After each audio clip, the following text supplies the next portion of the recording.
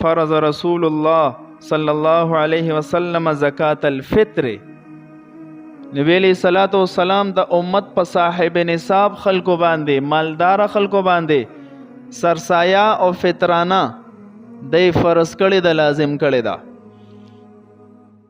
سمجھ کې هر یو حکم راځي، د هر یو حکم یو حکمت وي. د دې حکم څه حکمت دی چې د دې روزه په اخره کې په هر بنده باندې فطرانه لازم ده. ولی دو حکمتونه نبی علیہ السلام بیان کړي دي.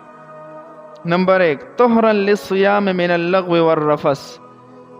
زمونږ داخلي چې دي دا په خپل کنټرول کې نه، خامخا بد ردی په ویو له لعب عیاشي خبره د روزه په حالت کې. نو کو دسه خبره د انسان نه د روزه په حالت کې شوي، نو یو وسره دغه روزو پاکواله راځي، یو فائدې غټه دادا.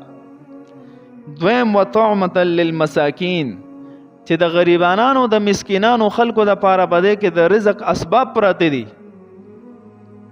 چې دا سونه زر ادا کړی شي نو یو غریب سړی به ځان ته د کور ضرورت پوره کی، خپل کپڑے به پیوالي اختر لا